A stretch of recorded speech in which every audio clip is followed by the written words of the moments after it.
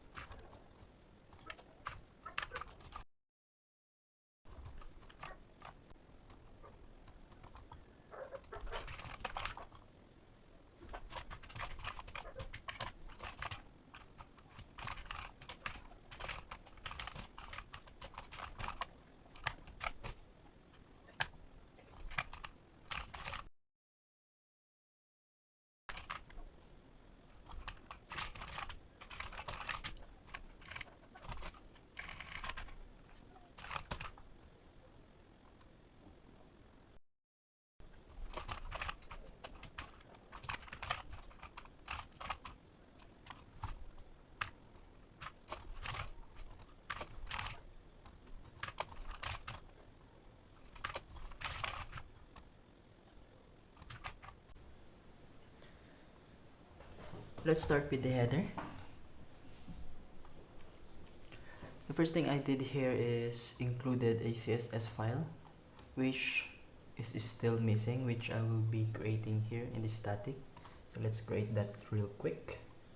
So let's create a folder here and call it CSS. And under here, CSS, let's create styles.css, and there we go. And we will be adding styles for our pages later on. Next, I added a library for our jQuery, and I included a link here for our script, JS scripts, which also be found in static. So let's create that real quick. Under static, let's create a folder JS, and let's create a file called scripts.js, and there we go. So we will be adding our jQuery script in there later on.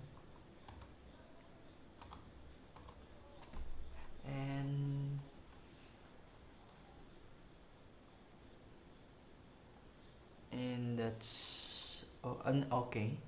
I also added a search bar here for our header, so we will see a input text box where we will going to search a contact, and I name it query, and we will filter that query by first name, last name, and every fields of our contact object, and an object, a button, which is a search icon, and an add contact button. So we add that earlier. And under navbar, I added multiple buttons for our left navigation bar, which doesn't do anything yet. So I added a hashtag or number sign here, so it will not take us anywhere. However, under logout, we'll be using this link for our Spring security by the end of our tutorial. And under footer, not much to add here, didn't modify it, just a simple syntax. And for our index, we've added pagination, so we've asked GitHub Copilot to add pagination in our page, so we will be including that by the end of our tutorial.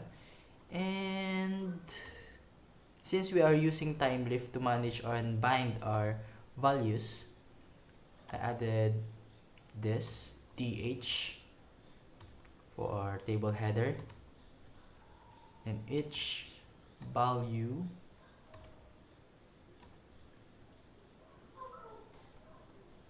here. Also made the header clickable, since we will be sorting by name, email, and that's it. We'll be sorting it by name and email. So I've asked GitHub Copilot to do that for us, and it spit out this code. So we will be sorting them by ascending or descending order. And for our dynamic table, so we will be binding our values from our backend to this page. So I've used each method that will traverse each contact and will display those fields in each TD tag. And for our button, I added a reference here, which will be adding or binding our ID in our link. So every time we click our details, it will pass a parameter ID of a contact. Same goes with update and delete. And here for our pagination, so we will be implementing our pagination by the end again. And for our details, not much to modify here. All I did was use our timelift method, since we are using timelift to manage our pages. And that's it. I added a display every time error occurs if the input is not valid, and so and if the input is valid, it will display this success message. And I will be also using this details page for our update. So every time we update a contact, we will be fetching those values and setting it to our input text box value for our first name, last name, and address, and email and contact number. So that's all the modification we did for our index and details, footer, head, navbar, and details. So every modification of our app, we need to commit that to our version control or our Git. So let's commit all of this, and let's ask GitHub Copilot to add message. So yeah, let's go. Update footer, HTML bar. Okay, let's do that. And sync. And then next, we will going to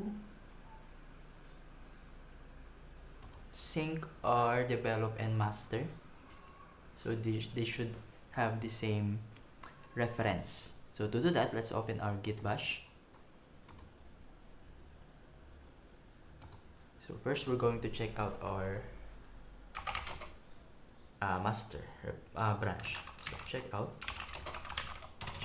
master, and just in case there's a modification in our master branch, we need to pull those from our original branch, master branch, just in case we are working with developers who are also committing to this branch.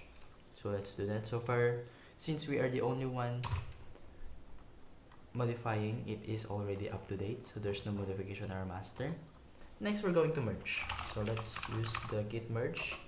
We're going to merge the develop to our master, and there we go. So we already have a sync here. So let's add merge develop branch into master branch, and sync the changes, or we can do the git command. So let's commit and add a message. Let's say merge develop branch into master branch, and then let's push that to our original master or our remote master branch. So git push origin in our branch. So let's do that, and there we go. So let's check our branches. So as you can see, develop local develop branch is references to C62D. Same goes with our local master C62D and our remote development master. So far so good.